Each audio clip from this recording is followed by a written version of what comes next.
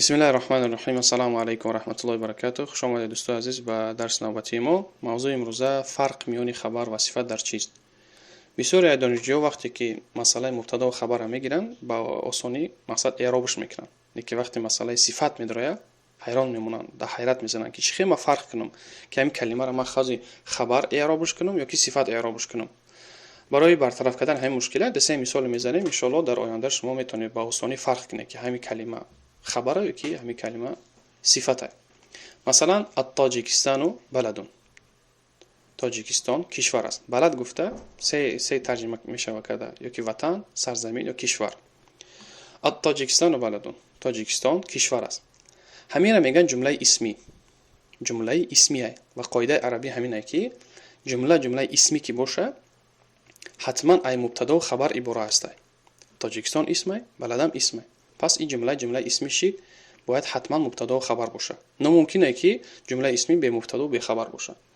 اعراب میکنیم التاجیکستان چی بوده است؟ مبتدا مرفوع. مبتدا هست. برای چی مبتدا؟ برای که ما ابتدا کردیم به همین کلمه سخنمون، گفتیم التاجیکستان. پس مبتدا که باشه محل نحویش چیه؟ رفع. مرفوعش میگیم. علامت رفعش چی بوده است؟ ضمه در آخر کلمه. بلدون خبر تاجیکستان، یعنی همین کلمه بلد ما را خبر داده که در روی زمین یک کشوری هست، یک سرزمینی هست نامش تاجیکستان. مبتدا و خبر شد. اهمیت میتیم به خبر که در چند چیز همین مبتداش پیروی کرد. مبتدا را در چه چیز پیروی کرد؟ در سه چیز. تاجیکستان تنها ای، اسمی مفردش میگن. بلدم اسمی مفرده. تاجیکستان مردونه های، مرسکوی رو ده. بلدم مرسکوی رو ده. تاجیکستان در حالت رفع قرار داره، یعنی محل نحویش مرفوعه. بلدم مرفوعه، علامت رفعش ضمه در آخر کلمه. نیکی تاجیکستان در الف لام قرار داره، اما در چهارم چیز پیرویش نکرد. در چی چیز پیروی نکرد مبتدا را؟ در الف لام داشتن. ببینید که تاجیکستان ما اینجا الف لام داریم، اما بلد چیه؟ نکره های، به الف لامه. پس نشانه خبر چی بوده است؟ قاعده عربی همین میگه که جمله اسمی کشید خبر بیشتر نکره ذکر می شود، یعنی دویم نه که بیشتر میگیم. قاعده بیشتر همینه که خبر به الف لام ذکر می شود. نگفتیم ما التاجیکستان و البلدو، بلکه الف لام گرفتیم گفتیم که التاجیکستان و بلدون. نشانه خبر چی بوده است در قاعده عربی؟ به الف لام ذکر کردن. می شود که خبر با الف لام ذکر میشه، نه که ما این را امروز نمیگیریم. شما همین قاعده اغلبی را به ذهن خودتون بگیره که بیشتر خبر به الف لام می شود. مثال دیگه نظر میکنیم. التاجیکستان البلد جمیل. تاجیکستان کشوری زیباست. ببینید که همون کلمه های فقط الف لام خوش کردیم. بلد الف لام خوش کردیم چی شد؟ البلد. اعرابش علاقه دیگر چیز میشه. چی میگیم؟ تاجیکستان مبتدا مرفوع، البلد صفتی مبتدا. صفتی مبتدا. جمیل خبر مبتدا. زیبا چی شد؟ همین جمیل، کلمه جمیل خبر مبتدا شد. برای که جمله اسمی به خبر نمیشه و حتما باید خبر داشته باشه.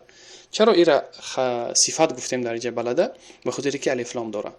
نشانه صفت همینه که در همه چیز موصوف شه پیروی میکنه. از تاجیکستان موصوفه، وصف کرده شده های. البلد صفته. ببینید که تاجیکستان تنها، البلد هم تنها. تاجیکستان مردونه های، تاجیکستان مردونه های مرسکوی رو ده، البلد هم مرسکوی رو ده. تاجیکستان در حالت رفع قرار داره، البلد در حالت رفع قرار داره. تاجیکستان کلمه تاجیکستان الف لام داره، البلد هم الف لام داره. پس وقتی که ما دیدیم که الف لام داشته باشه میگیمش که صفته، نمیگیم خبر بلکه صفتش میگیم.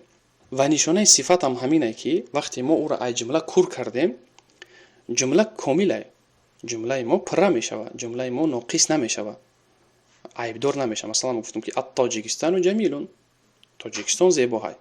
همین کلمه بلد که کور کردیم البلد یگان نقصان نمیشود، یگان نقصان نمیشه. معلوم میشه که چیه؟ صفته، خبر نیست بلکه صفته.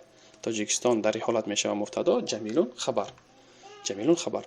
اما وقتی گفتیم التاجیکستان البلد جمیل، تاجیکستان مبتدا، البلد صفت، جمیل خبر.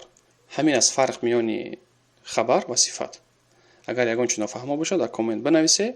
همیشه دانشجو باشه، با تلاش باشه و الله یاور شما. و السلام علیکم.